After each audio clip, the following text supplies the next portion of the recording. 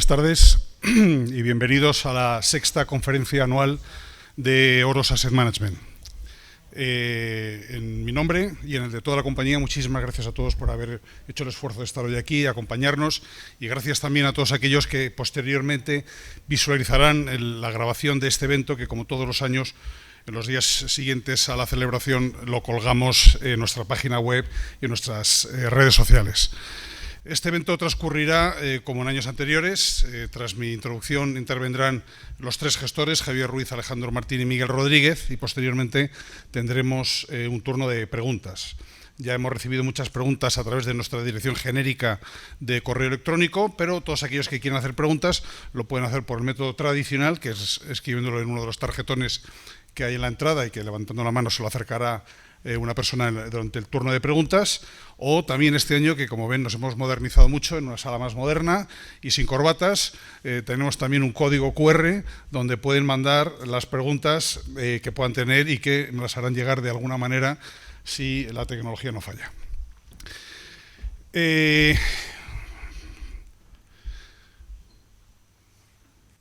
Bueno, como ya es nuestra sexta conferencia anual, no hace falta que nos presentemos, solamente recordar que el equipo gestor y el equipo directivo no ha cambiado, seguimos siendo los mismos desde la constitución de la gestora y seguimos siendo los accionistas mayoritarios de la gestora.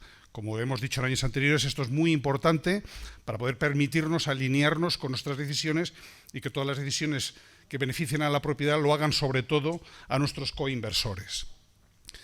Gestionamos a cierre de ayer 142 millones de euros, que es un incremento muy importante respecto a la cifra del año pasado. Cuando celebramos esta conferencia el año pasado estábamos en 103. Seguimos teniendo dos estrategias, una ibérica y una internacional, y tenemos ahora, eso sí, lo que ha cambiado, 5 vehículos en lugar de 4, como teníamos el año pasado, y posteriormente explicaré cuál es este nuevo vehículo que hemos incorporado.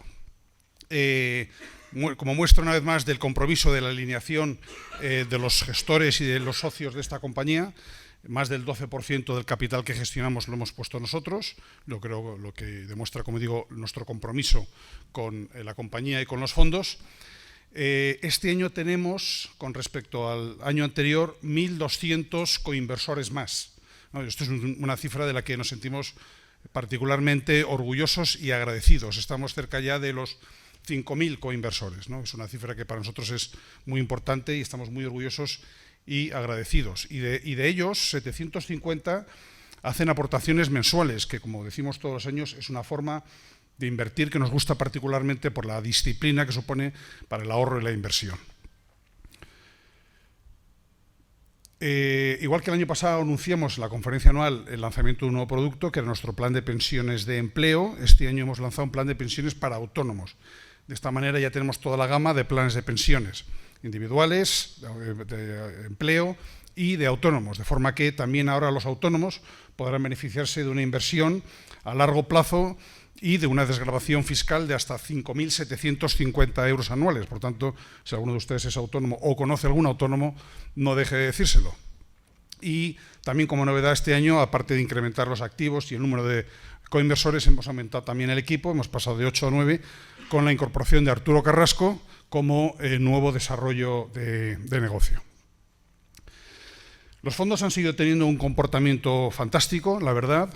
Como ven en el gráfico, desde que el equipo gestor está junto, hace ya más de 12 años, la rentabilidad acumulada durante estos 12 años es de cerca del 300%. Eso quiere decir que aquellos que confiaron en nosotros hace 12 años han multiplicado su dinero por 4 prácticamente, ¿no?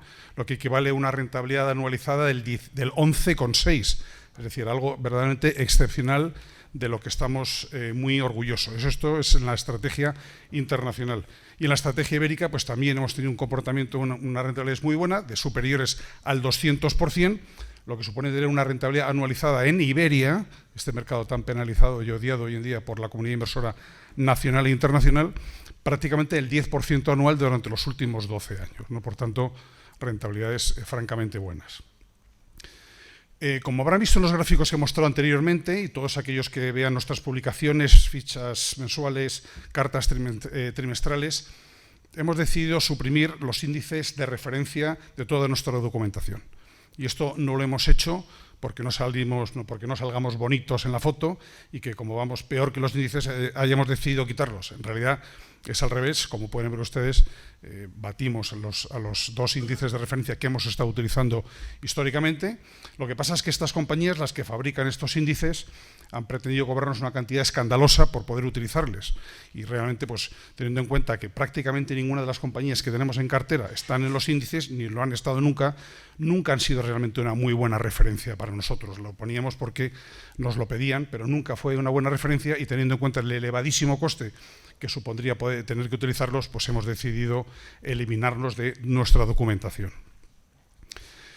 Y por último, el potencial de revalorización, que siempre mencionamos en todas las conferencias y que nos preguntan. El potencial de revalorización de nuestra estrategia internacional está aproximadamente en el 125%, que ya saben que es la diferencia entre el valor liquidativo actual y el que donde creemos que debería estar nuestra cartera de aquí a 3 años. Y es un potencial de revalorización que más o menos está en la media de lo que hemos tenido en los últimos 12 años. 12 años que, como han visto, pues hemos sido capaces de tener rentabilidades anualizadas del 11,6, es decir, excepcionales, y por tanto creemos que sigue habiendo mucho potencial y que sigue siendo muy buen momento para invertir en la estrategia internacional y también en la estrategia ibérica, donde el potencial es del 110 y por tanto sigue siendo muy elevado y sigue siendo una muy buena alternativa de inversión. Yo lo dejo aquí, le paso la palabra a Javier Ruiz y volveré más tarde con el turno de preguntas. Muchas gracias.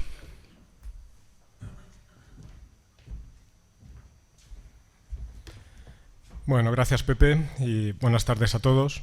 Como viene siendo habitual en conferencias anteriores, vamos a hacer ahora un breve repaso de nuestra visión del mercado, porque aunque como ustedes saben nosotros no tratamos de invertir o de predecir lo que van a hacer los índices, ni su comportamiento, sí que pensamos que resulta interesante comprender qué causas explican el comportamiento de los índices y especialmente cuando eso nos afecta de manera directa o de manera indirecta a la hora de buscar o encontrar oportunidades de inversión en distintos mercados, ¿no? Y posteriormente pues sí que veremos ya el posicionamiento de los fondos, las valoraciones y después ya Alejandro y Miguel entrarán más en partes más prácticas de un poco la estrategia que seguimos en Oros, así como una tesis de inversión en mayor profundidad, que entendemos que siempre eso ayuda más a que ustedes comprendan el trabajo que hacemos en Oros y que pueden esperar de nuestros fondos. Pero como digo, vamos a empezar con nuestra visión del mercado. Y para bien o para mal, pues hablar de mercado en los últimos años es hablar prácticamente de las mismas dinámicas, ¿no? Al final, aunque no hay novedades, pensamos que es relevante comentar y destacar lo que está sucediendo porque lejos de corregirse estas dinámicas que vamos a ver ahora, pues están exagerando y exacerbando todavía más, ¿no? Por supuesto me refiero primeramente al extraordinario comportamiento que está teniendo la bolsa de Estados Unidos año tras año. Y al final, como muchos saben, esto se deriva al final del gran comportamiento, de la buena evolución que siguen manteniendo continuamente las grandes compañías tecnológicas de Estados Unidos. Y fruto de este extraordinario comportamiento, como digo, se están viendo unas distorsiones que nos gustaría compartir y destacar con todos ustedes porque para nosotros pues refrendan porque pensamos que esta evolución al final va a ser insostenible. La primera gran distorsión que nosotros vemos es la elevada concentración del Standard & Poor's 500. Ya lo destacamos el año pasado y este año, pues lejos de corregirse, como digo, se ha exagerado todavía más esta concentración. En estos momentos, las 10 compañías de mayor tamaño bursátil de la bolsa americana suponen el 36% del valor del Standard & Poor's 500. O dicho de otra manera, 490 compañías suponen el 64% y solo 10 el 36% del valor de este índice. Y si a una compañía que obviamente ha contribuido el último año a esta mayor concentración de la bolsa de Estados Unidos, pues es Nvidia. El gran fabricante de procesadores de GPU, pues está viendo muy favorecida, muy beneficiada por todo el despliegue de la inteligencia artificial y especialmente de las expectativas que el mercado está poniendo en los futuros crecimientos de los beneficios de esta empresa. Hasta tal punto son altas estas expectativas que Nvidia es hoy la compañía de mayor valor bursátil de todo el mundo. Nosotros no vamos aquí a discutir si está merecida o no esa valoración, pero sí que es algo que nos parece bastante llamativo. Otro tema que nos gustaría destacar con ustedes y que nos llama especialmente la atención es las semejanzas que vamos viendo cada vez más claras con lo que sucedió en la burbuja de las .com. Y aquí quiero recalcar que no estamos diciendo ni mucho menos que hoy estemos viviendo una burbuja bursátil ni nada parecido, pero sí vemos dinámicas muy parecidas que nos llaman la atención y nos hacen, como digo, ser especialmente cautos. Y así, si en estos momentos la inteligencia artificial es un poco el barómetro que está empujando a las compañías tecnológicas, en los años 90 era la llegada y el despliegue y las expectativas que habías puestas en Internet. En esta ocasión tenemos una compañía que se llama Nvidia, que es como la líder de todo ese movimiento. En aquella época era Cisco. Y como referencia, el valor bursátil de Cisco, en el punto álgido de la burbuja de las .com, llegó a alcanzar el 5,5% de todo el PIB de Estados Unidos. Eso se compara, que es lo que quiero destacar, con el 11,5% que supone hoy Nvidia de todo el PIB de Estados Unidos. Por tanto, la compañía más grande por valor bursátil de todo el mundo y con un valor que es mucho más grande que el que alcanzó Cisco en el momento álgido de la burbuja de las .com.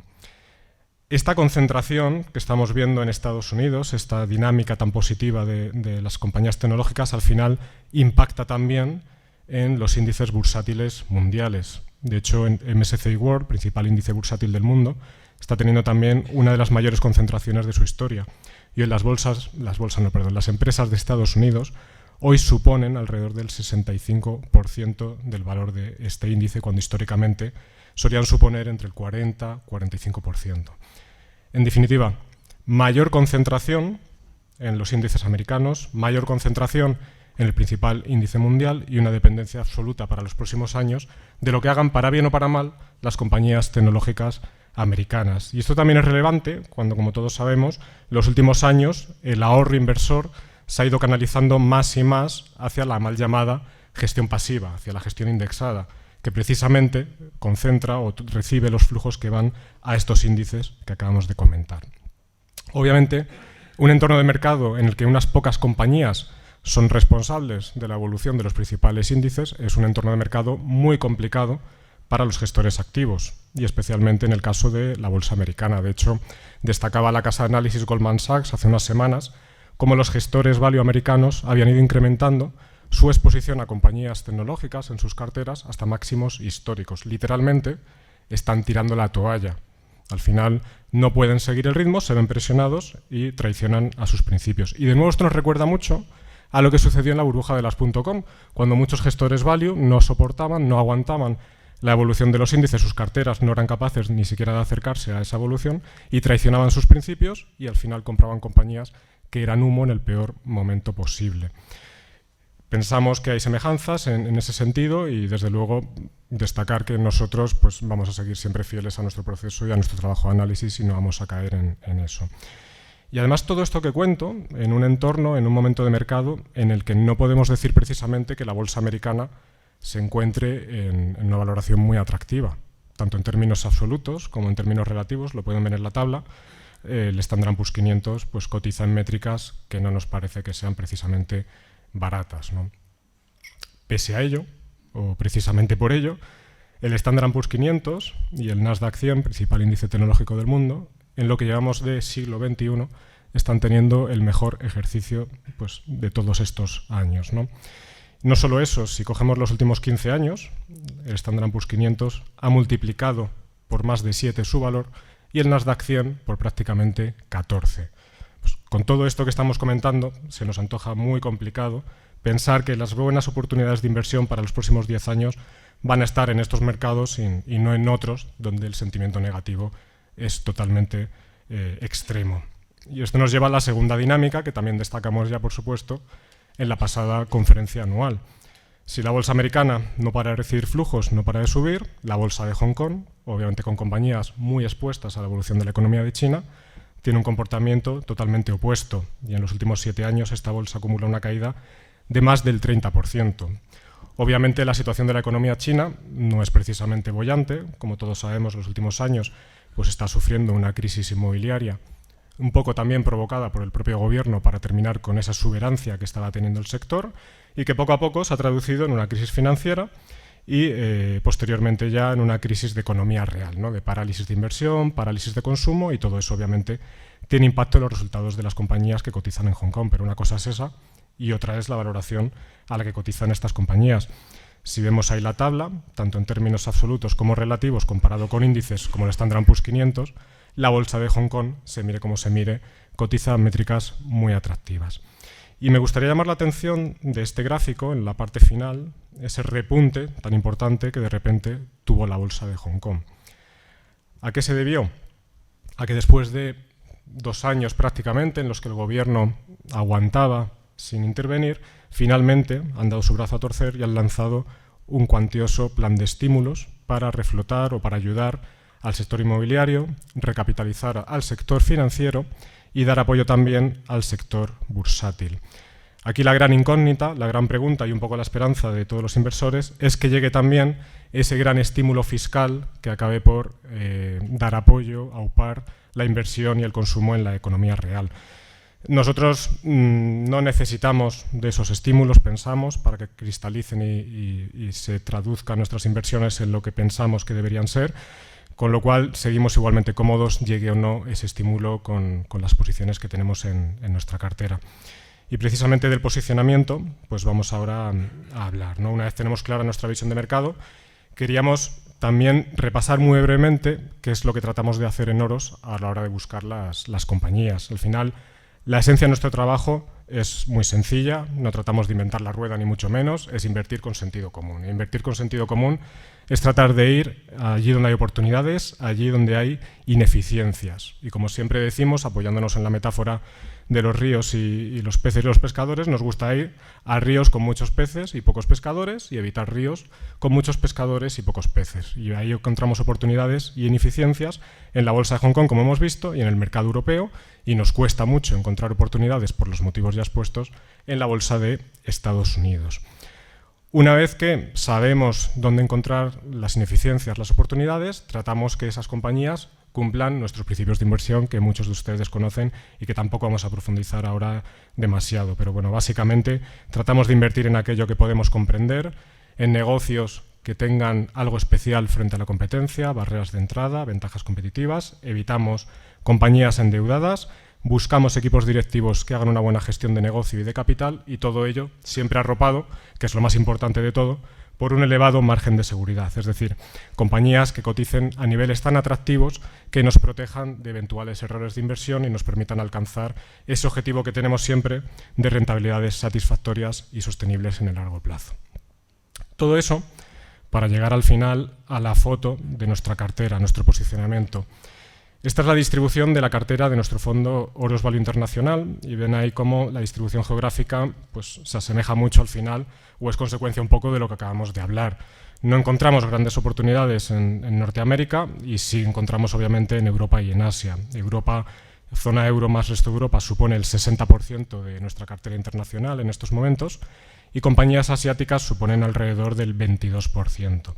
De todas maneras, destacar, como siempre, que esto es más consecuencia de análisis de compañía por compañía. Lo que pasa que es verdad que en estos momentos de mercado, con sentimientos tan extremos, con estas divergencias tan claras, pues lo que vemos en los mercados sí que casa bastante con dónde estamos viendo las oportunidades de inversión.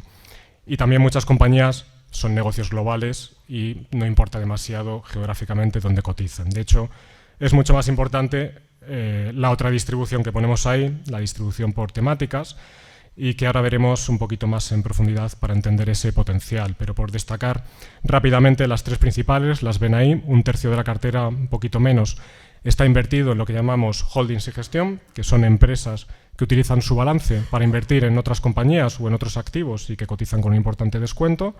La temática industrial supone más o menos el 20% del fondo. Aquí casi todos son compañías europeas que en estos momentos pues, viven un entorno recesivo en sus sectores y eso para nosotros pues, está arrojando oportunidades muy atractivas de inversión. Y la temática financiera con un 15% sería la otra más relevante. Como decía Pepe, el potencial de la cartera en estos momentos a cierre de trimestre es de más o menos un 125% y es interesante ver cómo llegamos o cómo conseguimos ese potencial, qué sustento tiene.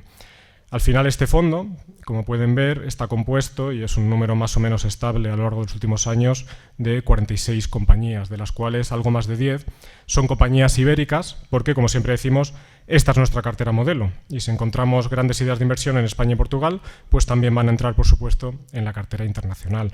Comentaba antes rápidamente que evitamos compañías endeudadas. Pueden ver ahí como 2/3 de la cartera en 2-3 años tendrían caja neta, y las compañías con más deuda, las compañías que nos queden endeudadas son con endeudamiento muy limitado, muy controlado. El dividendo no es algo relevante para nosotros, pero pueden ver ahí el dividendo promedio de nuestras compañías es más o menos del 3,5%. En Hong Kong sí que exigimos siempre un dividendo un poquito más alto, porque al final, por ese sentimiento negativo tan extremo y por temas culturales históricos de las compañías asiáticas que no son muy de destapar valor, nos gusta ir de la mano de equipos directivos que son más activos retribuyendo a los accionistas. Y por último, aunque nos gustaría que fuera un número más alto, más o menos 1/4 de nuestras empresas recompran acciones de manera activa. Quizá el sesgo hacia Europa y hacia Asia explique que este porcentaje de compañías que recompran acciones en estos momentos sea uno de los más bajos que hemos tenido en los últimos años. Decía antes las temáticas, cómo sustentan ese potencial. Rápidamente algunas características para que vean lo barata que está la cartera. Al final, la temática de holdings y gestión cotiza en promedio con un descuento del 50%, que es elevadísimo.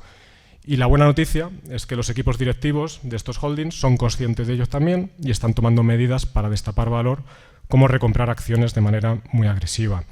La temática industrial, comentaba antes que eran compañías europeas especialmente, que están viviendo ahora momentos más complicados, pues en un entorno más normalizado pensamos que cotizan en métricas muy atractivas, de alrededor de 6 veces, 6 veces y medio su flujo de caja libre, para unos negocios que también deberían ser capaces a lo largo del ciclo de generar retornos sobre el capital de más del 13%, con lo cual nos parece el momento óptimo para invertir en estas compañías. Y luego el sector financiero cotiza también con un descuento exagerado en promedio a las compañías que tenemos del 50%, pese a tener una rentabilidad sobre fondos propios pues del 12, del 13%, con lo cual tampoco hemos justificado. Si unimos el resto de temáticas, en definitiva, se mire como se mire, una cartera muy atractiva en compañías muy rentables, muy bien gestionadas, y eso al final pues, nos da la tranquilidad de que ese potencial que decimos del 125% tiene un sustento detrás para los próximos años.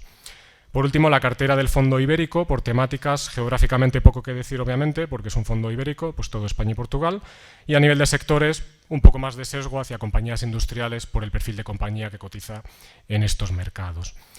El potencial, decía antes Pepe, de alrededor del 110%, que se consigue al final con 25 compañías y características y temáticas muy, muy similares a las del Fondo Internacional. Entonces tampoco vamos a profundizar ahora demasiado en ellas. Pero en definitiva, dos potenciales muy elevados en los dos fondos, donde vemos mucho sustento y eso nos da mucha tranquilidad de cara a los próximos años. Y con esto dejo el sitio a Alejandro, que va a profundizar un poco más sobre nuestra estrategia inversora. Muchas gracias, Javier, y muchas gracias a todos por estar aquí hoy. Mi idea es contarles cómo desarrollamos nosotros esa estrategia a la hora de gestionar en oro, ¿no? Esa cartera, que es lo que ustedes ven, ¿no? Al final, trimestre a trimestre, ustedes ven un cierre de 30, 25, 40 posiciones, pero ¿cómo lo hacemos, no? Al final, ponemos ahí ese círculo con ese potencial en el centro. Ese potencial para nosotros es la brújula, ¿no? Guía el norte de nuestras decisiones. Ese potencial, a fin de cuentas, es el que hace que a medida que nuestras compañías van subiendo en bolsa, nosotros vayamos reduciendo el peso de esas compañías.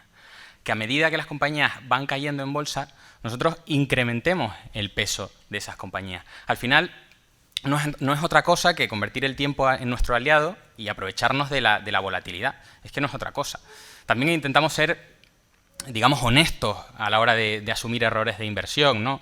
Si una compañía, y hablo ahora del reciclaje de compañías, ¿no? Si, no siempre es como he contado, ¿no? Hay veces que las compañías caen en bolsa, pero el potencial se cierra.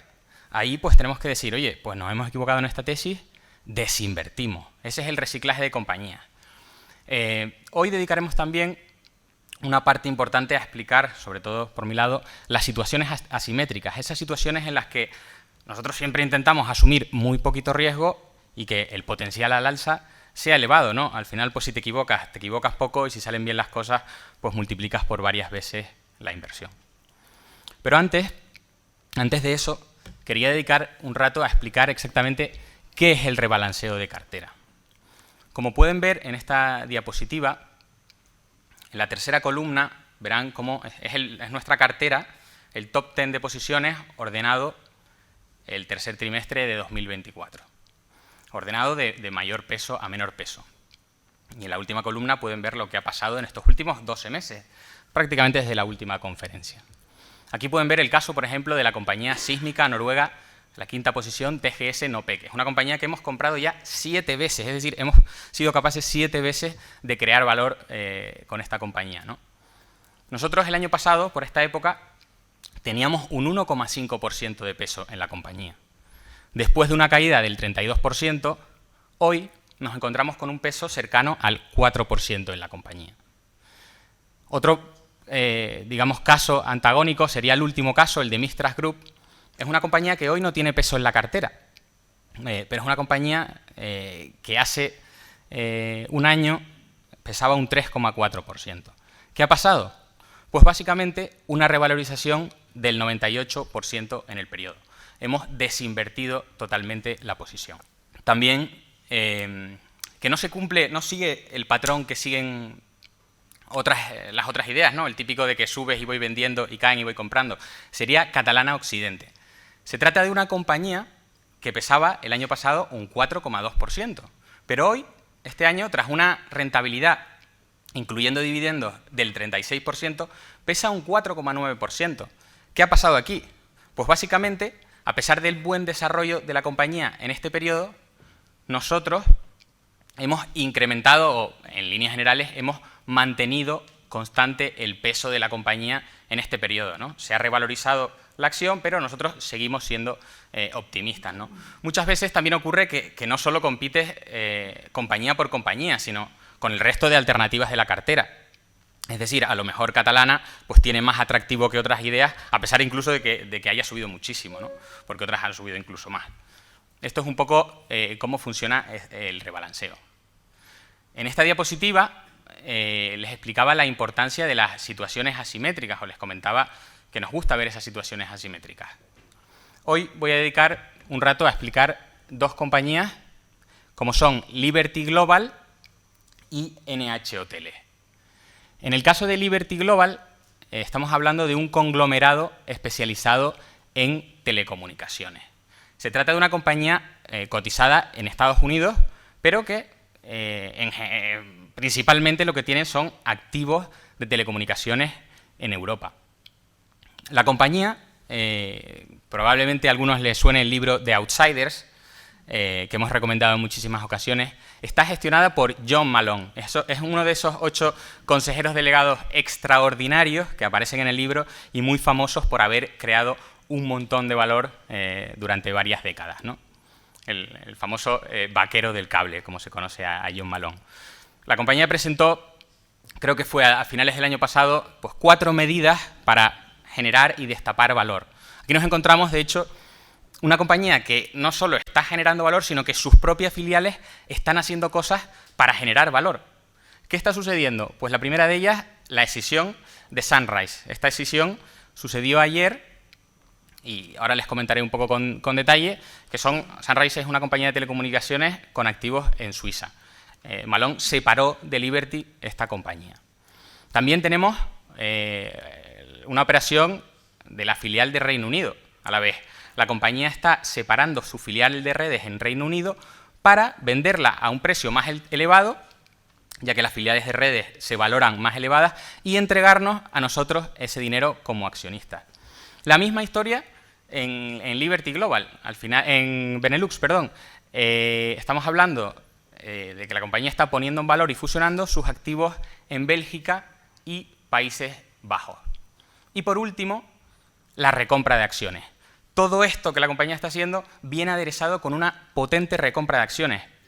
En los últimos 7 años la compañía ha reducido el 60% de acciones en circulación a través de recompras. Y de hecho, bueno, desde enero, en lo que va de año, ha recomprado el 8%. Va a terminar la compañía recomprando a final de año un 10%. Eso pues nos encanta verlo, ¿no? Fíjense en los 2 cuadritos que les pongo ahí a un lado. Estos cuadritos, en esencia, indican la operación de Sunrise. Es una operación que me ha tenido Javier loco con el movimiento de números, porque es una operación que ha sucedido esta semana y que todavía pues, el mercado no ha terminado de digerir, ¿no?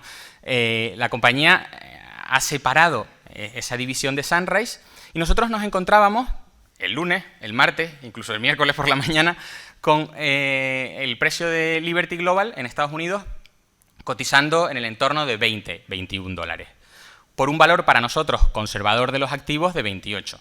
Es decir, lo que significaba un 33% de potencial. Es verdad que no es mucho, pero nosotros ya habíamos comprado en 16 dólares. Claro, a medida que se va acercando el spin-off, pues el mercado lo va recogiendo, ¿no? Pero bueno, ¿por qué ven este caso en concreto? Estábamos hablando de un potencial del 33%. Con este spin-off, lo que nos encontramos ahora es una compañía que está cotizando en 12, aunque hoy subió un poquito más, con un valor de los activos de 18 dólares, si incluimos un dólar de recompra que la compañía está llevando a cabo, y que automáticamente, por esa decisión, se incrementa el potencial hasta el 51%. Además de eso, nos queda la participación de Sunrise, que ahora mismo está cotizando con descuento, con lo cual hay un poquito más de upside en esta, digamos, en global, en la tesis de inversión. Es, como digo, muchas medidas para destapar valor, y además, si el valor no se destapa, que lo hace, empujar con recompras de acciones, y todo eso con unos riesgos que desde nuestro punto de vista pues están muy limitados. La otra compañía es una compañía muy conocida en España, yo creo que no necesita presentaciones. Estamos hablando de la hotelera NH Hoteles. Pesa aproximadamente, para que se hagan una idea, Liberty era la principal posición del fondo internacional, estábamos hablando de prácticamente un 5% pre-escisión del fondo internacional, y NH aproximadamente también un 5% del fondo ibérico. Aquí tenemos tanto un catalizador externo en esta operación como un fuerte soporte interno de la valoración de la compañía. El grupo Minor es el propietario hoy de NH Hoteles, cuenta con un 96% del accionariado. La compañía ha intentado 3 veces adquirir la empresa. La penúltima de ellas fue en el año 2020, con una oferta a 7,3 euros por acción. En ese momento, al final, terminó retirando la oferta por el COVID, fue a principios de 2020. Pero, de nuevo, en el año 2022 se volvieron a aproximar a NH, encargaron a mis antiguos colegas de Ernst & Young una valoración independiente para presentar a la CNMV y que dijera Ernst & Young cuánto debía valer esa compañía para poder excluirla. Ernst & Young dijo que entre 4,8 y 5,7 euros por acción. Pero resultó ser que la Comisión Nacional del Mercado de Valores, nuestro regulador, rechazó el rango alto de esa valoración. El regulador dijo 5,7 euros no es suficiente. Es decir, ese potencial que estamos pintando hoy del 35% no es suficiente. Con lo cual nosotros nos paramos a pensar qué va a suceder. Bueno, pues en un entorno, si comparamos con el año 2020, cuando la compañía se ofrecieron 7,3 euros, en un entorno en el que la compañía vende más, por tanto es más grande, tiene más rentabilidad, tiene menos deuda, nada nos hace pensar que la valoración adecuada esté en ese entorno. Nosotros somos conservadores, yo creo que nosotros en nuestros potenciales estamos utilizando el 35%, pero de 4,3 a 7,3 euros, pues es en torno del 70%. Aquí dirán, oye, pero ¿y esto cuándo va a ocurrir? Pues no lo sabemos, pero al menos sabemos que Minor lo ha intentado 3 veces, que están pagando, Minor es un grupo cotizado, están pagando otra filial cotizada en España, pagando unos costes absurdamente que no aportan nada, y sabemos que son agresivos en términos de intentar comprar más paquetes, ¿no? Con lo cual pensamos que, no sé si a lo largo de este año, el siguiente, eso no lo podemos controlar, pero una TIR que puede estar una rentabilidad entre el 30 y el 70%, a 1, 2, 3 años, no lo sabemos, pues puede ser muy interesante. De nuevo, lo que les decía, una compañía súper barata, además soportados por activos, con un upside entre bueno y excelente, y que nos parece que tiene muy poco riesgo, ¿no? Y, por último, con esto he terminado con mi parte de la presentación y les dejo con mi compañero Miguel, que les contará una interesante tesis que acabamos de incorporar a la cartera. Muchas gracias. Bueno, muchas gracias, Alejandro. Buenas tardes a todos. En esta última parte de la conferencia, antes de pasar al turno de preguntas, vamos a ver una tesis de inversión de una compañía que se ha incorporado recientemente, a finales del tercer trimestre. Pesa actualmente en el entorno del 4,5% dentro de nuestras estrategias internacionales. Se trata de Pluxee. Pluxee es una multinacional francesa especializada en la gestión de beneficios para empleados y retribución flexible. Tiene presencia global, da servicios en casi 30 países de Europa, Asia, África y América. Por tamaño es el segundo operador mundial y opera en un mercado en crecimiento estructural, como es el de los beneficios para empleados, y que además es un mercado oligopolístico. ¿Esto qué significa? Que pocas empresas controlan una gran parte del mercado.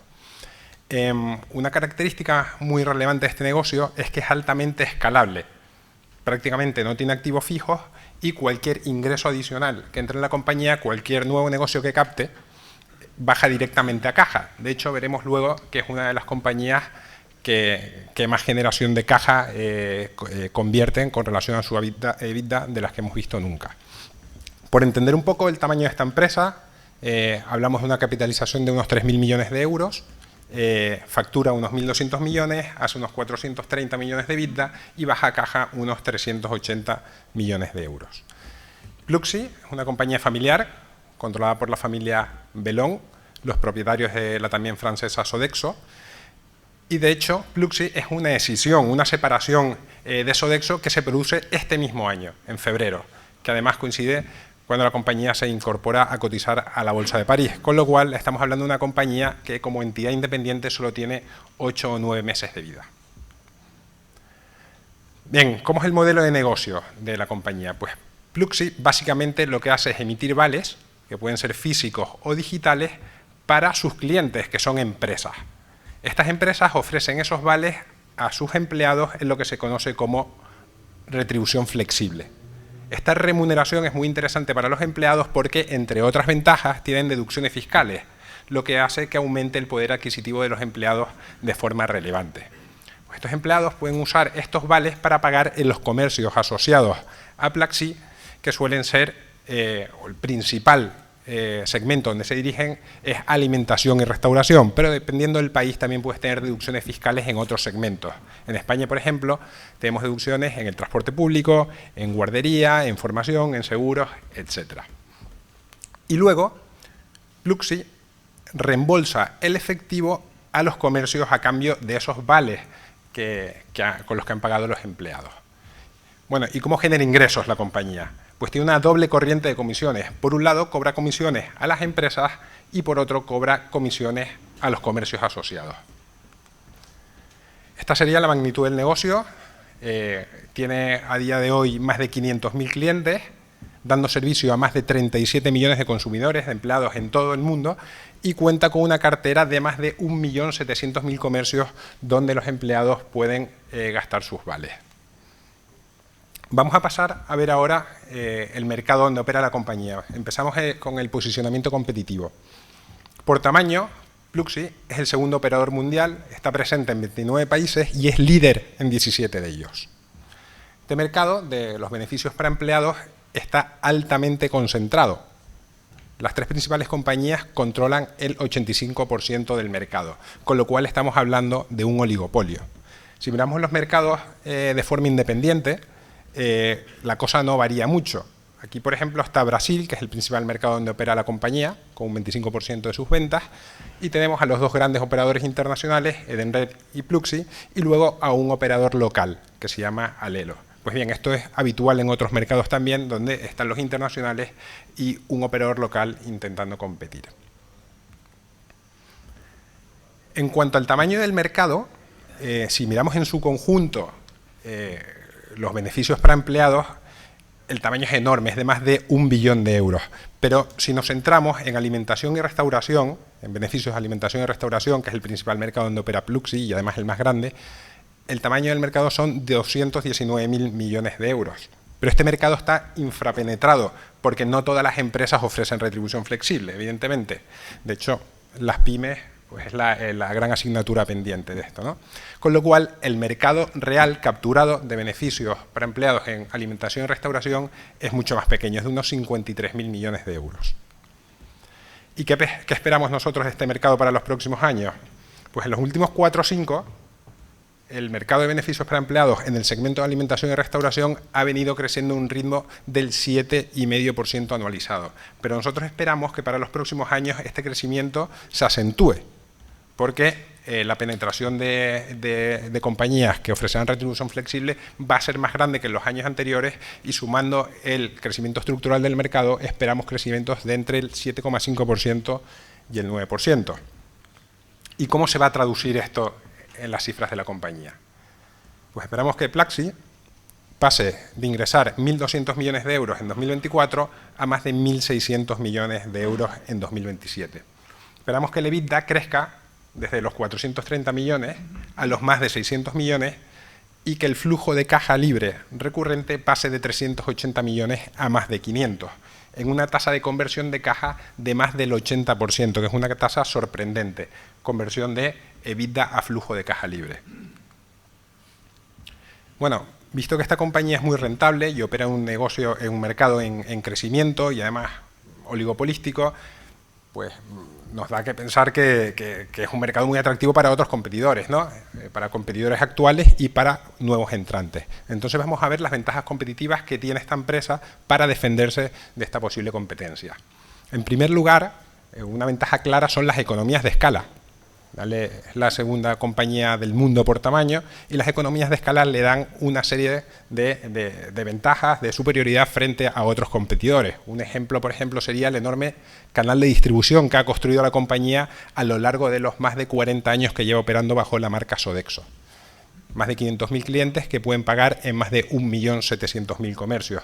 Esto es muy costoso de construir, laborioso y lleva muchísimos años, con lo cual es muy complicado para otro competidor y casi imposible para un nuevo entrante porque no alcanzaría una escala mínima eficiente. Otro ejemplo dentro de economías de escala es la fuerte presencia internacional que tiene la compañía.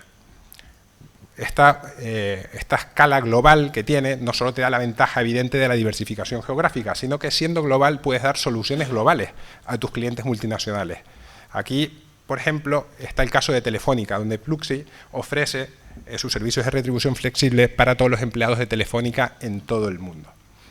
Y todas estas economías de escala van arropadas por un efecto red, que es una ventaja competitiva muy interesante y de las más difíciles de atacar.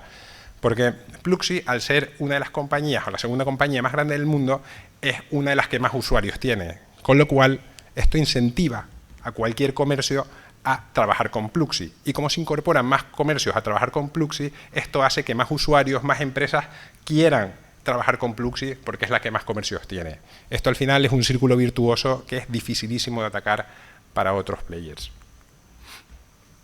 Y una particularidad que tiene este negocio y que podría ser considerada también una ventaja competitiva es el float. El float no es más que el dinero que le adelantan los clientes a Pluxee. Este float, este dinero que le adelantan los clientes a Pluxee, la compañía, mientras lo tiene en su poder, lo puede invertir, lo invierte en productos financieros a corto plazo. Y esto le genera intereses. Pues bien, este float alcanzó en 2024 los 2.800 millones de euros, generando unos intereses de más de 150 millones de euros. Además, por la naturaleza de este negocio, que va a seguir creciendo, este float también va a seguir creciendo en los próximos años. Y visto todo esto, ¿cómo surge la oportunidad de inversión en una empresa de estas características? Pues desde que se incorporó a cotizar esta compañía en febrero de 2024 ha llegado a caer en bolsa hasta un 40%. ¿Por qué se produce esto? Nosotros pensamos que hay tres causas que pueden haber afectado a la cotización de la compañía. La primera sería la situación macroeconómica, sobre todo en Europa. Otras áreas geográficas no tanto, pero en Europa tenemos las producciones industriales cayendo, el consumo ralentizándose, luego elecciones en Francia, etc. Luego, el riesgo regulatorio. En una compañía de estas características, pues está sujeto a las legislaciones laborales y fiscales de los distintos países y hemos tenido bastante ruido tanto en Francia como en Italia. Y por último, la causa que creemos que nosotros que es más plausible para que la compañía se comporte mal en bolsa y sobre todo para que cotice con tanto descuento frente a su principal competidor es que es una empresa absolutamente desconocida, porque se escinde de Sodexo hace solo 9 meses. Y empezó a cotizar hace solo 9 meses, con lo cual está fuera del radar de muchos inversores, gestores de fondos, analistas del mercado en general. Pero esto en algún momento pensamos que se va a solucionar. Bien, vamos a ver ahora la valoración. ¿Qué estaríamos comprando hoy si invertimos en Sodexo? Pues estaríamos comprando una compañía familiar, muy bien gestionada por la familia Belón, que lo lleva haciendo más de 40 años bajo la insignia Sodexo, con un endeudamiento de 1,6 veces deuda neta EBITDA, que es un endeudamiento bajísimo para una compañía que tiene un retorno sobre el capital empleado infinito, fruto de su enorme float, y que es capaz de convertir en caja más del 80% de su EBITDA. Todo esto lo estaríamos comprando a menos de 8 veces su flujo de caja libre normalizado a 3 años, frente a las 14 veces que cotiza su rival en red. Con lo cual, esto nos da un potencial a 3 años de más del 100%. Bueno, esto sería todo. Muchas gracias y pasamos ya al turno de preguntas. Pues muchas gracias de nuevo. Como he dicho al principio, ya hemos recibido unas cuantas preguntas a través de nuestra dirección genérica de correo electrónico y también ha empezado ya a llegar las tarjetas, así que iremos contestándolas progresivamente durante un tiempo que consideremos razonable. Si vemos que se hace demasiado tarde, pues iremos contestándolo a través de nuestras redes sociales durante los próximos días. La primera pregunta hace referencia a un clásico de nuestras carteras, que es Kexen, la empresa hotelera, y nos preguntan si la evolución del negocio frente a su cotización, a pesar del desempeño del negocio, parece que el mercado ha olvidado a la empresa y su cotización no refleja este rendimiento. ¿Cómo valoráis esta discrepancia y qué medidas consideráis para corregirla? Esa es una. Luego habla de un dividendo extraordinario. Si existe la posibilidad de que se reparta un dividendo extraordinario aprovechando la liquidez generada por la venta del Hotel de Canadá, y si existe también la posibilidad de una OPA de exclusión, ya que la familia fundadora controla el 75% del capital, si consideramos que eso es probable. Bueno, no sé si me escucha. Bueno, son muchas preguntas, no sé si me voy a dejar alguna, pero bueno, para el que no lo sepa, Kexen es una compañía cotizada en Hong Kong, dueña de activos hoteleros, pero que los activos hoteleros no están en Hong Kong, esa es la realidad, ¿no? A pesar de eso, sufre de los problemas que hay en Hong Kong, pues entre ellos la liquidez. La compañía ha reducido la liquidez un 90%. Entonces, bueno, la compañía, el negocio en general va bastante bien. Esa es siendo honestos, pues un poco como el negocio hotelero, ¿no? Con la pandemia cayó mucho, pero ya lo hemos visto aquí, que somos accionistas de Meliá y de NH, que el negocio ha recuperado, ¿no? No así la cotización de Kexen, que sigue deprimida, pues ha caído en el entorno del 60% o 65% en los últimos 5 años, ¿no? Bueno, yo creo que es una cuestión de tiempo y de flujos en Hong Kong.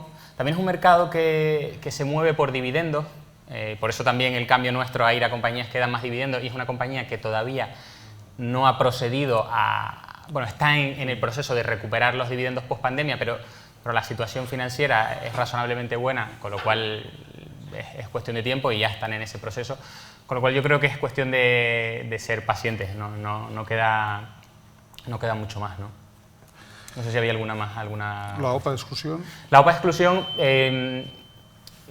a ver, eso siempre es posible, creo que ha salido en alguna conferencia ya, pero bueno, es una compañía que lleva cotizada más de 40 años, la familia tiene el 75%, no puede comprar más, pero nosotros, entre nosotros y otros accionistas, como por ejemplo, pues pongo un caso español de True Value, tenemos más del 2,5%, ¿no? En Hong Kong la legislación funciona con que el 10% del free float, es decir, del porcentaje libre en circulación, si la familia tiene el 75% y el resto es el 25%, con que el 10% de ese 25% vote en contra, no puedes excluir la compañía de cotización, con lo cual eso ahora mismo no es una posibilidad. También preguntaban, me acuerdo ahora por el dividendo extraordinario, ahí hemos estado haciendo un poquito de presión para que eso ocurriera. De hecho, ha habido una votación muy igualada bueno, en relación a la venta del hotel para intentar frenar la operación, pero bueno, la realidad es que la compañía con ese dinero ha decidido reducir deuda y dedicarlo a cosas internas. Era una oportunidad porque esa venta era un activo pequeño, pero era más del 25% de la capitalización y hubiera sido interesante para nosotros y empujamos bastante con varios inversores españoles también, pero la realidad es que no lo conseguimos, ¿no? Así que bueno, por ese lado no esperamos novedades y aquí pues habrá que ser pacientes. Bien, la segunda pregunta es sobre Gestamp. ¿Cómo ven el futuro a medio plazo de Gestamp teniendo en cuenta el mal momentum del sector y las malas perspectivas para el 2025? ¿Es una trampa de valor? Bueno, sí, el momento del sector es bastante malo, pero especialmente en Europa. En otras áreas geográficas no es tan malo como en Europa. Para que no lo sepas, el líder mundial en la fabricación de piezas de carrocería con la tecnología de estampación en caliente. Es cierto que en Europa, bueno, en primer lugar, la compañía es agnóstica a los sistemas de propulsión, porque en Europa lo que hemos visto es que los vehículos eléctricos se están acumulando, los stocks se están vendiendo menos, se está vendiendo algo más los híbridos enchufables y demás, pero la compañía es agnóstica a los sistemas de propulsión. De hecho, trabaja con todos los fabricantes globales y con muchos de los nuevos puros eléctricos, como BYD, Tesla o NIO, ¿no? Pero la realidad es que la situación en Europa es mala. Ha habido revisiones a la baja durante todo el año en la venta de vehículos. Estamos viendo problemas macroeconómicos en Francia, Alemania, todos estos mercados que deberían tirar son los que están frenando esas ventas de automóviles, ¿no? Y es cierto, la compañía ahí está muy mal, pero hay otros mercados donde no les va tan mal. Por ejemplo, en Asia. En Asia la venta de eléctricos ha sido bastante buena, particularmente en China, y aunque la compañía es verdad que la compañía es agnóstica, pero se ve favorecida por la electrificación, ¿eh? Eso también hay que decirlo, que si vemos más ventas de coches eléctricos, va a ganar más dinero porque va a facturar más por vehículo. Pero en China las cosas están yendo bien. Y luego, un área que debería ir bien, pero está yendo mal, es Estados Unidos, porque en Estados Unidos la compañía está teniendo unos problemas operativos enormes, son fábricas nuevas las que tiene ahí, pero está teniendo problemas operativos con directivos, con empleados, con rotaciones y demás, y tiene un plan para reestructurar Estados Unidos y volver a los márgenes que tenía. Claro, está haciendo márgenes del 4 al 5% cuando generalmente estaba haciendo márgenes por encima del 10%. Pues en 2 años, cuando termine este plan de reestructuración, pues irá un poco mejor. Entonces, no sé si es una trampa de valor, pero la compañía está cotizando a día de hoy a 3 veces EBITDA, por muy mal que esté yendo el mercado, está haciendo 1.300 millones de EBITDA, está generando caja, ha conseguido estos años reducir deuda, y cuando se dé la vuelta al mercado pensamos que es una gran oportunidad de inversión. La familia comprando además, ¿eh? La familia comprando, sí, de forma escueta, pero comprando, claro. Bien, la siguiente pregunta hace referencia a Alantra. Dice que si, tras el mal 2024, unido al mal 2023, creemos que con la bajada de tipos podrá recuperar en 2025.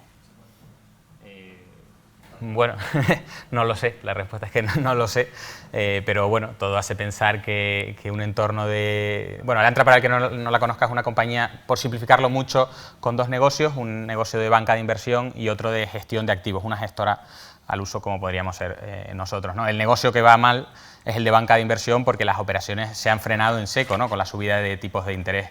Lo que estamos viendo es que con esta ralentización de los tipos de interés, pues sobre todo las operaciones de mayor tamaño empiezan ya a reactivarse. Es verdad que el mid-market, esas compañías con un poco menos de tamaño, va un poco más retrasado, pero bueno, no creo que las operaciones corporativas dejen de ocurrir, pues será una cuestión de que a lo mejor en 2025, a lo mejor sí va con retraso en 2026, pero es una compañía que no pierde dinero en un escenario malo, verdaderamente malo, como este, que gestiona el capital de forma maravillosa por parte del Consejo y de Santiago especialmente, y bueno, somos optimistas, estamos muy tranquilos y hemos ido comprando en los últimos años más a medida que iba cayendo, pero el timing, pues bueno, las cosas yo creo que van bien en el sentido que ya empieza a recuperar grandes operaciones, los tipos a la baja, que ayudan también la deuda que tienen las compañías a poder refinanciarla a tipos interesantes, no solo a la hora de apalancar las operaciones de buyout, con lo cual yo creo que es un momento interesante y sobre todo a un 50% por debajo de lo que estaba hace 3 años a lo mejor, ¿no? Bien, la siguiente pregunta hace relación al sector acerero. Dice, el sector acerero europeo lleva un par de años flojos debido a la competencia china.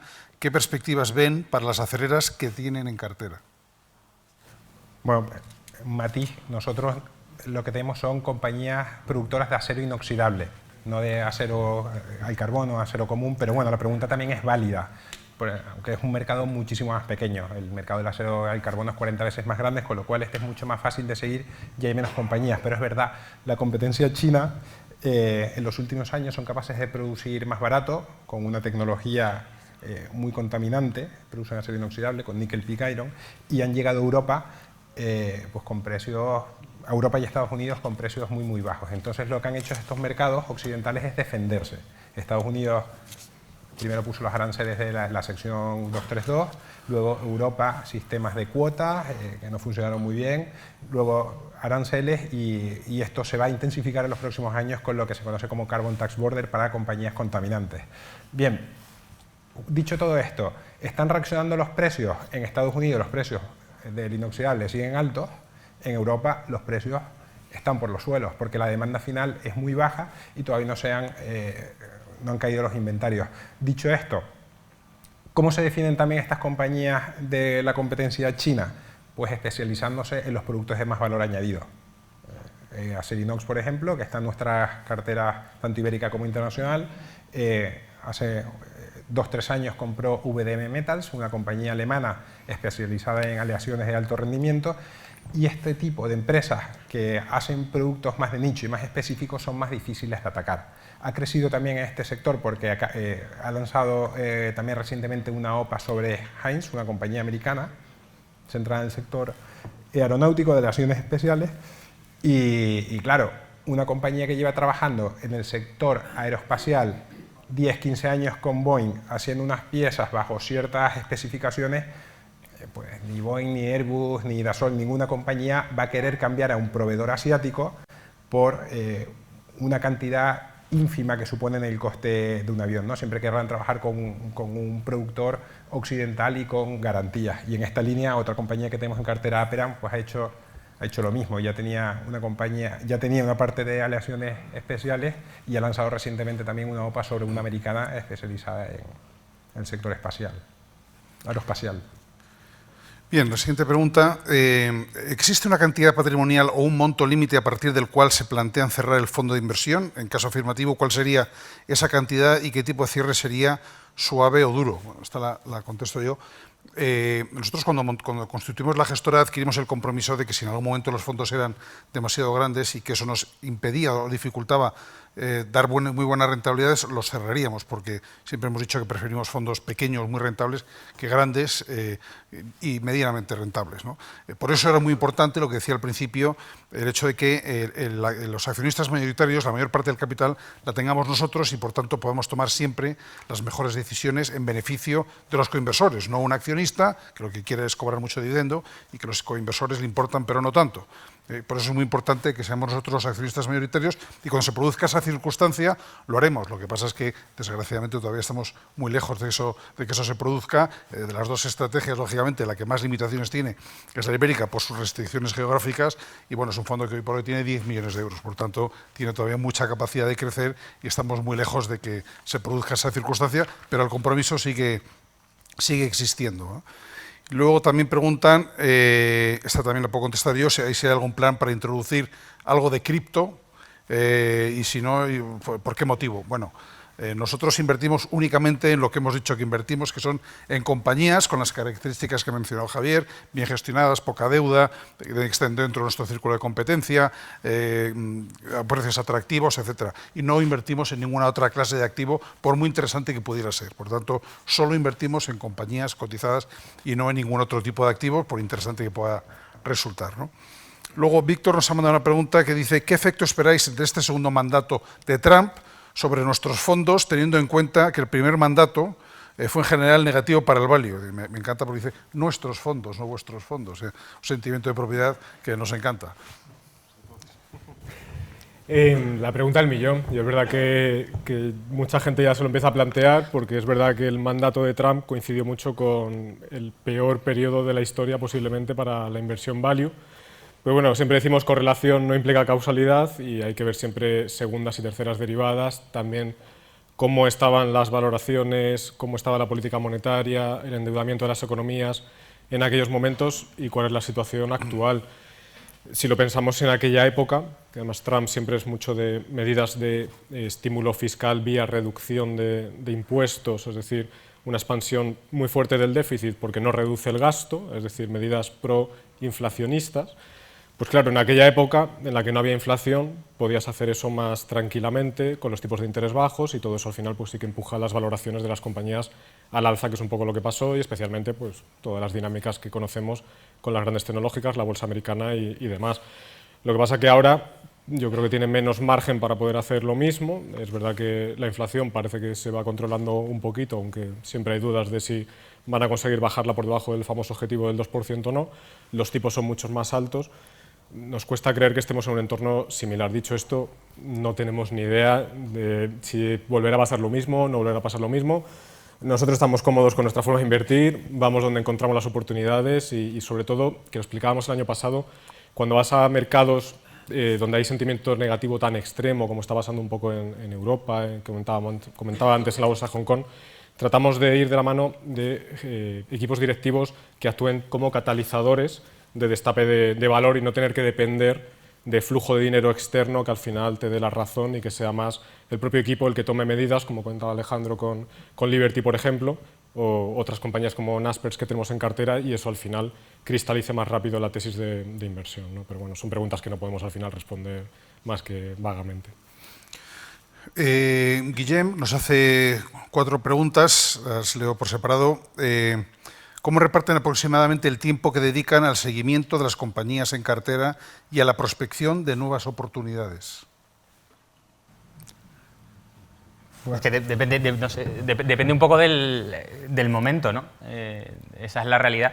En un momento en el que, como ahora, en el que estamos 100% invertidos, tampoco tenemos, ¿no?, quizás la urgencia de intentar ir mirando nuevas compañías porque estamos 100% invertidos con potencial y demás, pues tenemos menos urgencia, pero claro, cuando la liquidez es el 20%, pues siempre intentas dedicar un poco más de tiempo. También depende de la estacionalidad, ¿no? Cuando vienen los momentos de resultados, pues ahí, claro, te pegas un mes o más pues actualizando todos los modelos, y no solo de tu compañía, sino de la competidora y hablando con el otro, y al final, bueno, pues eso te quita mucho tiempo de nuevas compañías, ¿no?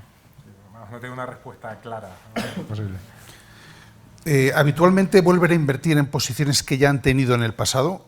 ¿Cómo tienen estructurado el seguimiento de las compañías que ya conocen pero que no están en cartera para evaluar un posible regreso?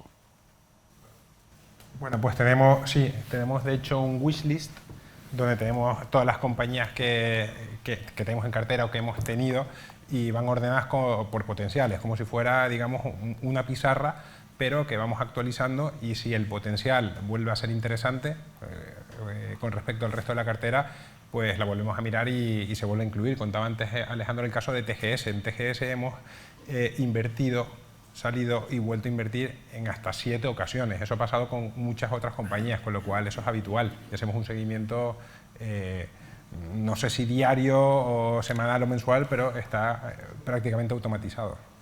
Es importante destacar que el paso de los años siempre va a nuestro favor, porque al final el volumen de esa lista de deseos que dice Miguel pues va creciendo, el volumen de compañías que conocemos es mayor, y todo eso pues va retroalimentando positivamente nuestra capacidad de análisis y de encontrar oportunidades, que es interesante.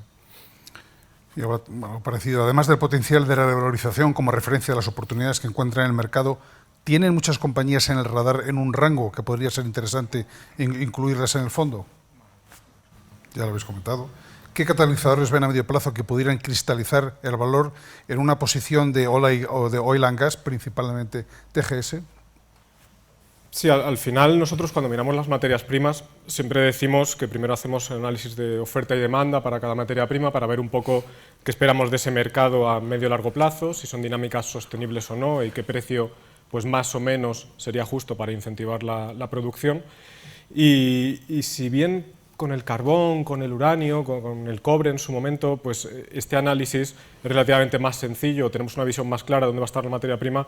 Siempre comentamos que con el petróleo especialmente es más costoso por los distintos incentivos que tienen todos los agentes involucrados a la hora de determinar cuál sería ese precio justo que podemos esperar de mercado. Entonces, en este mercado la aproximación que hacemos siempre suele ser más a través de compañías, en general con todas las materias primas, pero yo creo que aquí más exagerado, en compañías como TGS, que son compañías que tienen capacidad, porque son compañías más de servicios, no son compañías de extracción de petróleo, capaz de generar caja en cualquier entorno de mercado. Incluso los momentos tan deprimidos como llevan los últimos años de inversión la industria del petróleo y gas, que TGS al final depende mucho de ese volumen de inversiones que hacen estas compañías, porque le dan servicios de análisis y venta de datos de yacimientos a las grandes petroleras, pues en esos momentos incluso tan bajos, por no tener ahora un poquito más de capital empleado, porque han adquirido otra compañía, es un poco compleja la historia, de alquiler de barcos para esos servicios precisamente, pues tiene más capital empleado, pero aún así son capaces de generar caja en cualquier entorno, y así el paso del tiempo no te mata la tesis de inversión. Puedes esperar tranquilamente. Ya hemos invertido en esta empresa, como dice Alejandro, pues 6 o 7 veces. Todas las veces nos ha ido bien y no tenemos motivos para pensar que esta vez va a ser lo contrario, pero no controlamos cuándo va a darse la vuelta del mercado, cuándo va a generar más caja la compañía y se va a cristalizar ese valor normalizado que podemos decir que pensamos que tiene TGS, ¿no? Bien, la siguiente pregunta nos la hace Rodrigo y hace referencia a Ayvens. Me gustaría consultar vuestra opinión acerca de una de las posiciones de cartera, Ayvens, y los rumores de OPA que podrían realizar varios private equity sobre la compañía con el beneplácito de SocGen, dado que es el nuevo CEO, no considera a Ayvens un negocio core. ¿Valoráis a Ayvens mucho más arriba que su market cap actual o planteáis ir reduciendo la posición con las posibles subidas? Ayvens es la antigua ALD que se fusionó con LeasePlan y ha cambiado de nombre, ¿no? Es la compañía líder europea independiente de renting de vehículos. La compañía nosotros sí, desde luego la valoramos muy por encima, con un potencial de más del 100%. La compañía, por varios factores, entre ellos la fusión, la regulación y demás, pues ha caído un 50%. La pregunta va en la línea de un rumor de OPA que lanzó Bloomberg, que es una fuente bastante seria para este tipo de cosas, o que publicó Bloomberg la semana pasada. Esa operación tiene bastante sentido, porque el accionariado de Ayvens funciona con, ahora mismo, Société Générale, que comentaba Pepe, tiene el 53%, y hay unos private equity que venían de LeasePlan que tienen cerca del 18-20%, ¿no? Y estos private equity quieren salir. Entonces, el lock-up, es decir, tenían un bloqueo los accionistas del private equity que terminó ya en 2024. O sea que estos señores de private equity ya pueden vender. Y Ayvens en realidad todavía no puede vender su participación, Société Générale no puede vender su participación hasta 2026. Entonces, lo que desde mi punto de vista tendría sentido es que hasta 5 private equities, de los que se hablaba en la noticia, interesados, que estuvieran interesados en la participación de esos accionistas vendedores, también private equity, de Ayvens. Esto tendría sentido, se podrían hacer con los minoritarios. La compañía está en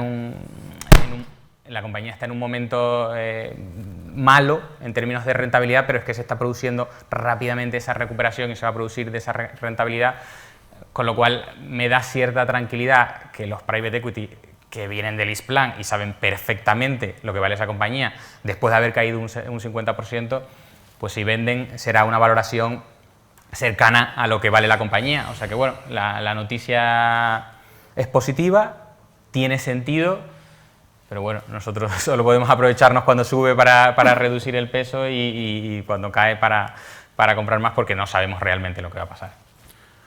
Y luego Pablo nos pide previsiones sobre 2 compañías. Una, distribuidor internacional de alimentación, es decir, Supermercados Día. Bueno, Día, una cadena de supermercados muy conocida en España. Bueno, en cuanto a previsiones, voy a contar un poco todo, ¿no? Día es una compañía absolutamente odiada por el mercado, porque antes de la entrada de LetterOne, ahora tiene un accionista relevante que por fin se está jugando su dinero. Pues tuvo un equipo directivo que la compañía tuvo que irse prácticamente a cero, se tuvo que recapitalizar y ahora hay un accionista relevante, LetterOne, ¿no? La compañía está odiada por el mercado. Yo creo que eso es lo que no atrae principalmente a inversores. Y luego que estaba muy emborronado porque estaba en 4 mercados. Estaba en España, estaba en Portugal, estaba en Argentina y en Brasil. Ahora la compañía se ha quedado con los mercados donde gana dinero, que son España y Argentina, los ha reestructurado y ha vendido los mercados que no le interesan, Portugal y Brasil. Brasil hemos tenido que pagar dinero al final por deshacernos de esa filial. Pero luego es que en España la compañía lo ha hecho todo bien.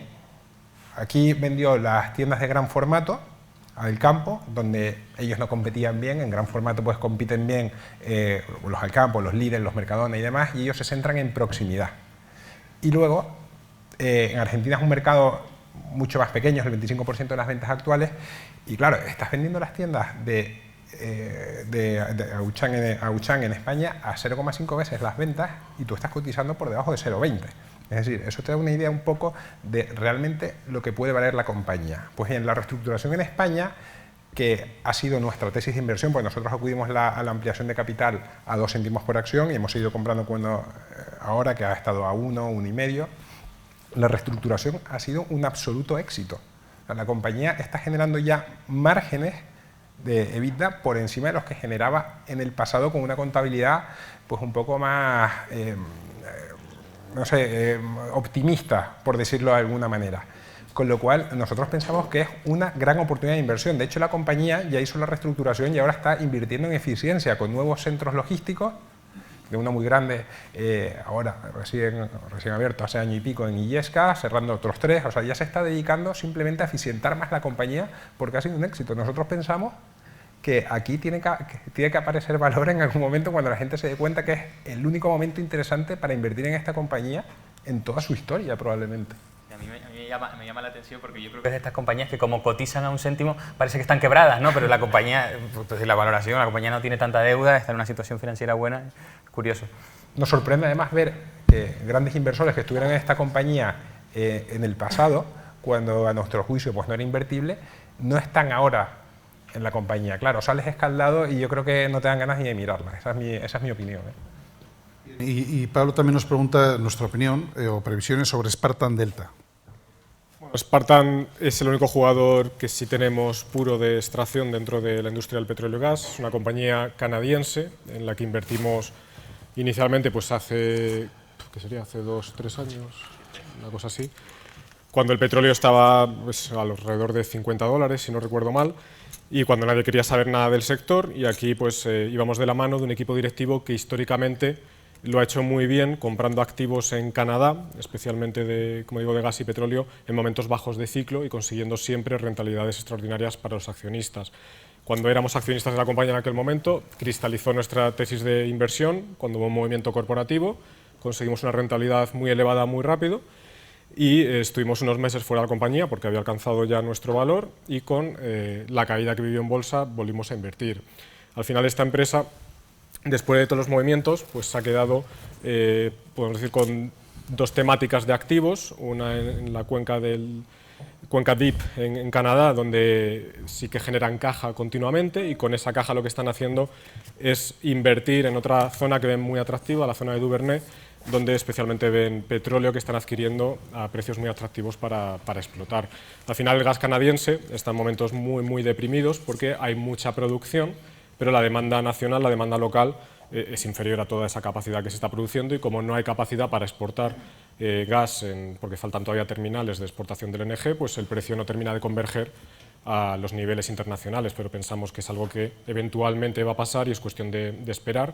Y lo hacemos de la mano, como digo, de un equipo directivo que históricamente lo ha hecho siempre muy bien, una compañía que sigue generando caja, incluso en estos entornos tan complicados de mercado, sin ningún tipo de riesgo financiero y al final es sentarse a esperar a que se dé la vuelta al mercado y que cristalice el valor que pensamos que hay. Bien, ahora Javier nos manda 5 preguntas. La primera es, a la hora de asignar los pesos que cada compañía tiene en cartera, ¿a qué le dan más importancia? ¿La alineación de intereses del equipo gestor, asignación del capital, crecimiento de beneficios, valoración del mercado? Es decir, ¿a qué le damos más importancia a la hora de asignar los pesos? Es complicado, ¿no? Yo te diría aquí el lema nuestro de Head, Heart, Handcraft, que es un poco el último, ¿no? La artesanía. Al final es que todo no se puede meter en un modelo y decir si la gestión... Es muy difícil valorar cuánto de buena es la gestión de capital de un equipo gestor o cuánto de ciertos son los crecimientos de una compañía. Es decir, es una ponderación de cosas. Muchas veces a mí me gusta decir que cuanto más llevamos en el barco, más convicción nos da la inversión en la compañía, ¿no? Y a veces preferimos potenciales más bajos en compañías como TGS, que hemos tenido el 80% del tiempo durante 12 años, que compañías nuevas que parecen muy bonitas y en todos los puntos, pero luego pasan 2 trimestres y no era tan bonita, ¿no? Entonces, bueno, no sé si es una muy buena respuesta, pero no sé si tú tienes algo que añadir, pero...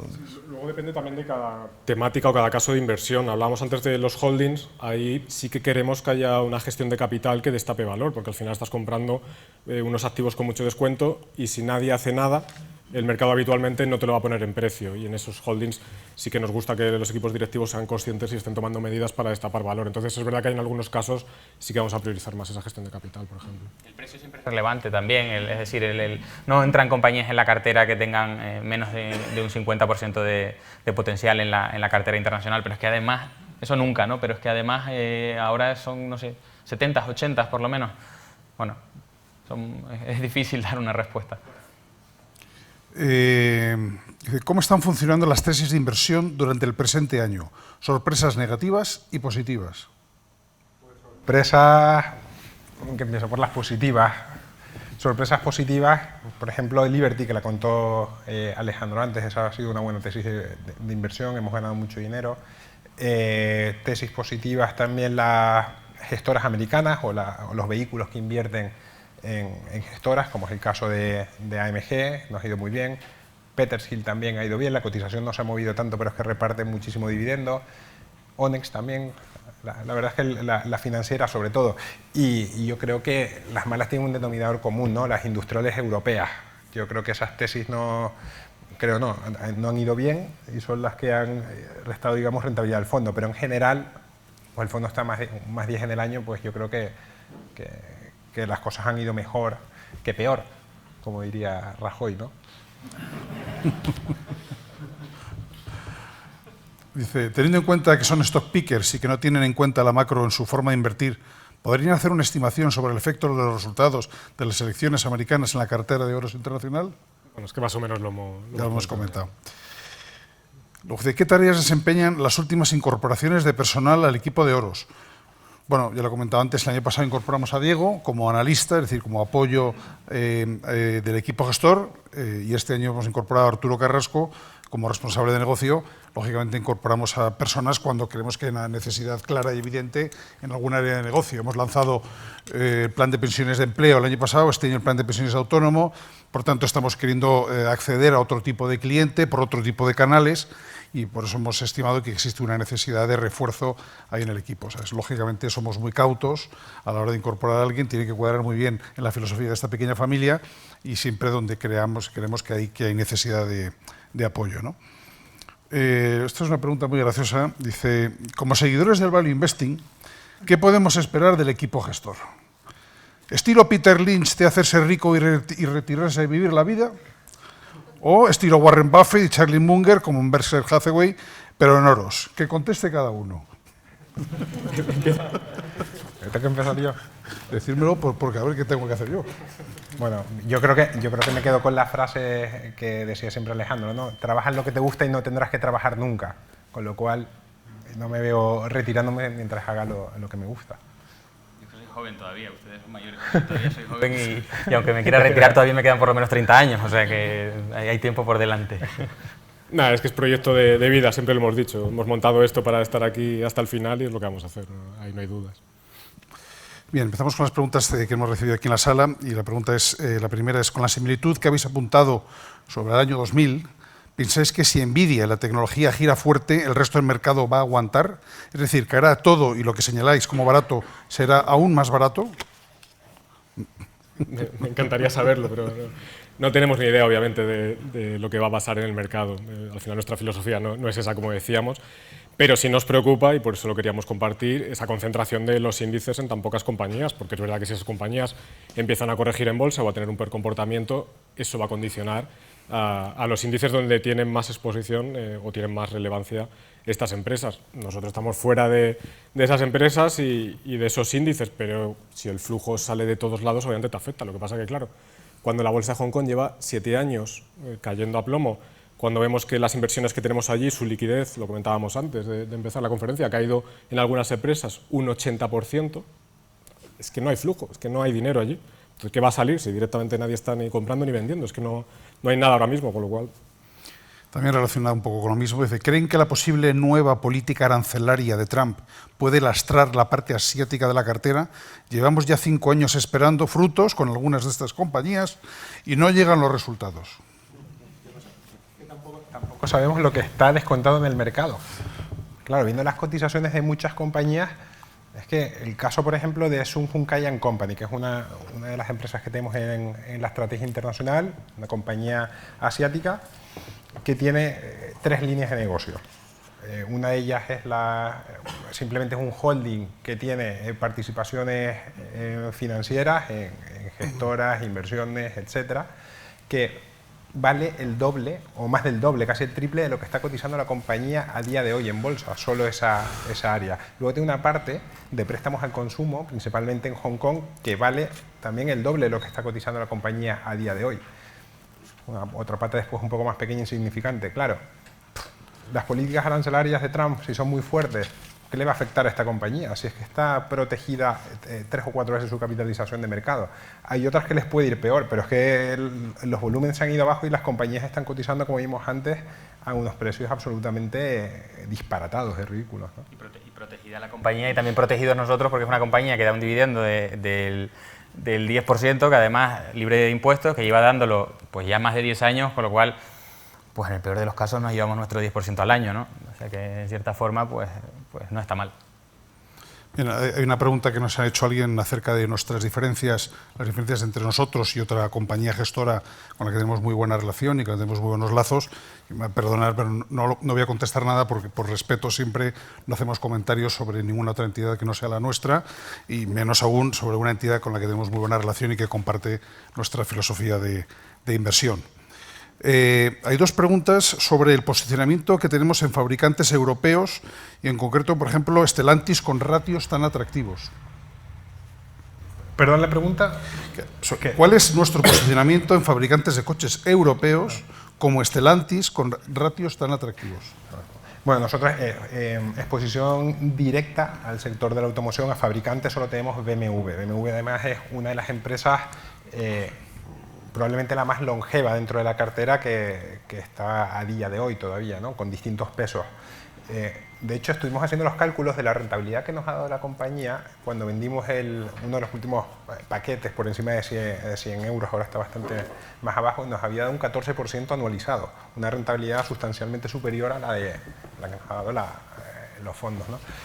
El sector de la automoción en general no nos gusta, porque es cíclico, es competitivo, luego está sujeto a disrupciones con el cambio a la propulsión eléctrica y demás, pero sí que nos protegemos algo yéndonos a un fabricante premium como es BMW. Al final no es tan diferente un buen modelo de BMW que un buen modelo de Volkswagen, pero los precios son un 15 o un 20% superiores y eso nos va directamente a la cuenta de resultados. Luego en la parte de eléctrico BMW lo ha hecho muy bien. Llevaba muchos años con un modelo eléctrico en el mercado, ya parecía que estaba rezagado frente a otros competidores, pero cuando sacó los nuevos modelos tenían potencia de consumo mejor que sus competidores, ¿no? Mercedes, Audi, por ejemplo, ¿no? Y bueno, es una compañía que tiene, familiar, bien gestionada, con mucha caja y yo creo que ahí nos sentimos protegidos. El problema lo tenemos en compañías como Stellantis, donde hay un porcentaje de marcas bastante relevante que son digamos, del mercado del mass market, ¿no? Del mercado de masas, que son marcas que no son premium. Es verdad que dentro de Stellantis hay marcas como Maserati, que por cierto no le está yendo muy bien, no consigue pelear con Porsche y los márgenes están siendo anormalmente bajos, pero claro, el que se compra un Peugeot, el que se compra un Opel, pues le da igual, o un Fiat, probablemente le da igual que comprarse un Seat o un Skoda, con lo cual ahí va a haber competencia en precio, va a haber poca diferenciación. El que se va a comprar un BMW pues está compitiendo probablemente con Mercedes y Audi, ¿no? Y Tesla probablemente también, ¿no? Con lo cual ahí nos sentimos un poco más protegidos que una compañía como Stellantis, que tiene mucho más market. Muy bien, nos preguntan, Nacho nos pregunta, ¿han sido accionistas de Google en el pasado? ¿Cómo ven su precio actual? Como no está en cartera, pues obviamente lo vemos exigente, ¿no? Si no la tendríamos, fue una de las compañías más longevas también que hemos tenido junto con BMW. Yo creo que estuvimos primero como 6-7 años invertidos, luego desinvertimos en el confinamiento porque teníamos otras cosas más claras. Volvimos a comprar Alphabet, el holding dueño de Google, cuando hubo ese miedo a la disrupción de ChatGPT y demás, y eso arrojó una oportunidad muy clara de inversión que aprovechamos.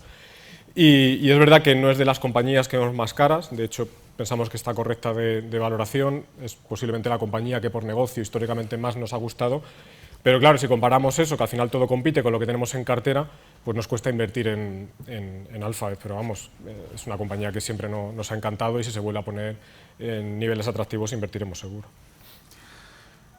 Iván nos pregunta, ¿cuál es el consejo que daríais a un joven que quiere ser gestor de fondos en el futuro? Que huya. Porque soy joven, ¿no? No, pues es que es trabajo, que no hay otra cosa. Trabajo, esfuerzo, aprender de contabilidad, empezar pronto, aprender de idiomas, relacionarse bien, intentar hacer un... Claro, es que al final nosotros esta consulta nos llega mucho, ¿no? Pero claro, es que en España hay muy pocos gestores y muy pocos analistas y mucha gente que quiere ser analista y gestores, que hay mucha gente muy buena que no está en el sector. Entonces no es solo ser muy bueno, sino es que es estar donde están también las oportunidades, que muchas veces no están en LinkedIn, ¿no? Están en alguien, oye, el caso de la incorporación de Diego, ¿no? Alguien que te habla de esa persona, oye, habla con este chaval que es bueno, que te dan buenas referencias y dices, pues me interesa, ¿no? Porque ya viene referenciado, porque al final es, como decimos nosotros, es meter a alguien en la cocina de tu casa, ¿no? Al final es alguien a tomar decisiones contigo, a hacerte mejor y, joder, tiene que ser alguien que cuadre muy bien, ¿no? Entonces, claro, a mí me resulta difícil encontrar un analista en un proceso, ¿no? Entonces yo empujaría, al margen de lo obvio que es tener el conocimiento, también el networking, que la gente te conozca, que entienda cómo piensas. Creo que eso ayuda mucho a que surjan oportunidades, teniendo en cuenta que es algo complicado. Eso es así. Sí, además recuerdo que un afamado hedge fund le hizo esta misma pregunta a Warren Buffett cuando era muy joven y Warren Buffett le dijo get a label and then read a lot. O sea, estudia en un centro académico que te dé prestigio y luego dedícate a leer mucho, ¿no? Bueno, pues lo que dice el señor Buffett algo de cierto tendrá. Luego nos preguntan también por Plaxi, que hemos hablado antes, cuáles son los riesgos regulatorios del Plaxi teniendo en cuenta la tendencia a reducir los beneficios fiscales en los gobiernos europeos. ¿Cómo afectaría a la valoración la eliminación de estos beneficios? Nosotros el riesgo no lo vemos por ahí. De hecho, hay una cosa interesante, pero bueno, tampoco se puede hacer la tesis gigantesca. Los beneficios para los empleados sí que crecen. Y luego, este negocio le viene bien la inflación. Es verdad que en España llevamos con los mismos beneficios en alimentación y en transporte muchos años, pero si nos vamos a otros mercados, sobre todo donde crecen los salarios reales, como mercados del Este, Polonia, Rumanía, todos los años se van incrementando esas posibles deducciones que tú puedes hacer. Hay mercados que han subido en los últimos 3 años esa capacidad de deducciones hasta un 30%, con lo cual aquí es curioso, ¿no? En España no está pasando y lo discutimos internamente porque nosotros somos clientes de Pluxi también y te puedes deducir al día, por ejemplo, en comida 11 euros. Claro, a día de hoy en ninguna ciudad de España puedes comer por 11 euros un menú del día. Ninguna. Antes decías que Madrid era muy cara, no, pero es que ahora da igual. Si es que te vas a León, te vas a la ciudad que quieras, por 11 euros no comes, con la subida de precios de los últimos años. Así que nosotros el riesgo no lo vemos por ahí y de verdad este negocio TV es favorecido por la inflación. Donde vemos riesgos reales es la parte regulatoria, que lo que decía, sujeto más a las fiscales, ¿no? Tenemos un caso en Italia donde han limitado la comisión que le puede cobrar las compañías de beneficios para empleados a los comercios y la han limitado en un 5%. Tenemos que darnos cuenta que el take rate de Pluxi, take rate significa las comisiones netas que cobra sobre su volumen, que son unos 23.000 millones de euros, pues el take rate de las comisiones son casi un 5%, 4 y pico por ciento, pero eso viene por parte de las empresas y por parte de los comercios. Nosotros vemos un poco más de riesgo por ahí, porque los comercios pagan unas comisiones sustancialmente más altas que las empresas. Nosotros que somos una empresa pequeña, pues pagamos comisiones, pero Telefónica prácticamente no paga nada. Lo que le interesa es tener a esos empleados y cobrarles luego a los comercios. Vemos más riesgo por ahí que en la parte de las exenciones fiscales para los empleados. También es una empresa súper global y en ese sentido y habrá gobiernos que no lo incentivan, otros que sí, pero al final está también muy diversificado. Sí, lo normal, y en su principal mercado, Brasil, cada vez los incentivos son mayores. Esto esto te lleva a ser consumo, ¿no? Si te dan este tipo de remuneración y la puedes gastar en un mes y medio, 2 meses, 3 meses, la gente se va obligada un poco a consumir más. Si tú quieres ir a comer a un restaurante, a un comercio y subir, digamos, hacer, se dice en inglés, un trading up de lo que vas a comer, en vez de llevarte tu tupper, poder pedirlo fuera o ir a un restaurante, necesitas exenciones de estas características. El gobierno anunciaba hoy que, bueno, por correos, ¿no? que 53.000 empleados de correos iban a empezar a tener retribución flexible, con lo cual, oye, al menos en la pata de España parece que las cosas van bien. Sí. Nos preguntan si tenemos opinión sobre una posible OPA por parte de Miquel y Costas e Iberpapel. Pues la verdad es que a nosotros nos tiene un poco despistados. Miquel y Costas tiene del entorno un 10% Iberpapel, tenía un 5 y pico. Nos enteramos que llegó al 10 porque Iberpapel estaba recomprando acciones y entonces al cancelar esas acciones pues aumentó la participación y se hizo un hecho relevante, ¿no? Pero bueno, es por esto. La verdad es que no tenemos ni idea. Nosotros no le vemos ninguna... no vemos que vaya a generar ninguna sinergia porque los dos fabrican papeles, pero es completamente diferente el sector, el producto final y sus materias primas también. Y lo que nos ha dicho a nosotros Miquel y Costas es que simplemente es una participación financiera. Yo no sé si Iberpapel está tan contento teniéndolos por ahí, parece que no, pero no lo consideramos porque no entenderíamos una OPA de esas características, sino simplemente por tener una participación financiera. Luego una pregunta, como todos los años, acerca del sector inmobiliario. ¿Cómo ven las valoraciones inmobiliarias actuales en España y si consideran, si nos les recomendaríamos comprarse una casa en España hoy? A saber, ¿no? Es complicado, ¿no? Es que hoy estamos en Loom, que es el espacio de coworking de Merlín, así que no es que siéntanse en su casa, no, están efectivamente en su casa, ¿no? Y me viene a la cabeza Merlín por las cuestiones de que el gobierno dice que quiere quitar el régimen regulatorio de SOCIMI. Bueno, pues esto no ayuda mucho a la inversión en España, tampoco ayuda mucho a... No sé, yo realmente no espero que esto suceda, pero bueno, no atrae a inversores extranjeros, que no nos sobran, la verdad. Y por el lado de la vivienda, pues no lo sé.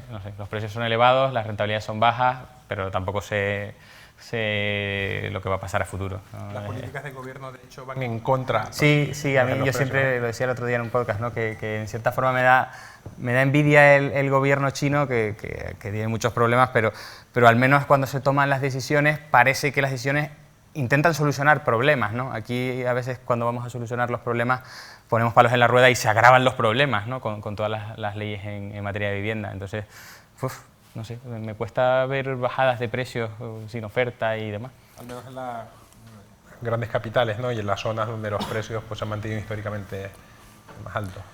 Bien, y la última pregunta hace relación a los activos que tenemos bajo gestión. Una pregunta es, ¿cuál sería el volumen, los activos bajo gestión óptimos en nuestra estrategia internacional?